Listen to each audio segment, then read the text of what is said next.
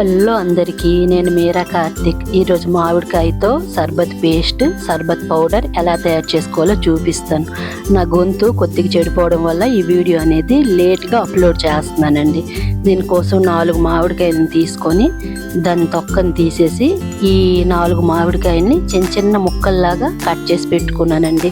అంటే మనకి మామిడికాయ జ్యూస్ అనేది కావాలి. ఇదంతా మొత్తం బ్లెండ్ చేసేసి దాని జ్యూస్ని ఫిల్టర్ చేసుకున్నానండి.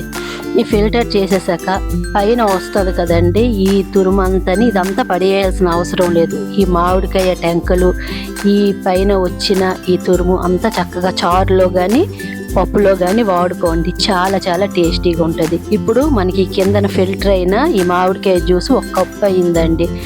దానికోసం అనేసి మనకి 2 కప్పుల బెల్లాన్ని అనేది నేను వేసుకోవాలి. దానికోసం నేను తాటి బెల్లాన్ని తీసుకున్నానండి. నా దగ్గర ఉండే తాటి బెల్లం 2 కప్పులు అయితే అవ్వలేదు, 1.5 కప్పు అయింది.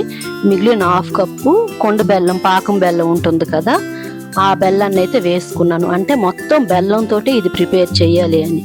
చూసారు కదా, 2 కప్పులు అయితే ఇప్పుడు అయిపోయింది. ఇప్పుడు ఈ 2 కప్పుల్ని ఒక ఇలాంటి కంచాన్ని తీసుకొని ముందుగా మనం ఫిల్టర్ చేసి పెట్టుకున్న ఈ మామిడికాయ జ్యూస్ అనేది అందులో వేసుకొని దాంట్లో ఈ 2 కప్పుల బెల్లం అనేది దీంట్లో నేను వేసుకున్నానండి. ఇదే ప్లేస్లో మీరు పంచదారతో చేయాలనుకుంటే 2 కప్పులు పంచదార, ఈ మామిడికాయ జ్యూస్ వేసుకొని కలుపుకోవచ్చు. దీంట్లో బెల్లంతో చేస్తున్నాం కాబట్టి యాలకుల పొడి 1 స్పూన్ వేసుకుంటున్నానండి. అదే మీరు పంచదారతో చేస్తే మాత్రం యాలకుల పొడి వేసుకోవద్దు.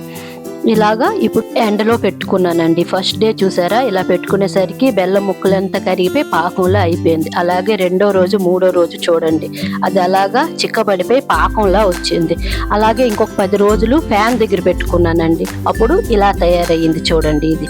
దీన్ని ఇలానే వాడుకోవచ్చు, కానీ నేనైతే ఒక మిక్సీ జార్లో వేసుకొని దీన్ని ఇలా పేస్ట్లా చేసుకున్నానండి. ఇది ఎక్కువ రోజులు నిల్వ ఉండాలంటే ఇలాంటి ఒక బాటిల్లో దీన్ని స్టోర్ చేసుకున్నానండి. పంచదారతో చేసుకునేది చూడండి ఎంత విడివిడిగా వచ్చిందో. బెల్లంతో చేసుకుంటే మాత్రం పౌడర్లో రాదండి, పంచదారతో చేసుకుంటే మాత్రం విడివిడిగా వస్తుంది. ఏది చేసుకోవాలనేది చాయిస్ మీదే. చూసారు కదండి, ఇలా మామిడికాయతో ఎంత మంచి సర్బత్ పేస్ట్, పౌడర్ అనేది ప్రిపేర్ చేసుకోవచ్చు. ఈ వీడియో కానీ మీకు నచ్చినట్లయితే లైక్ చేయండి, షేర్ చేయండి.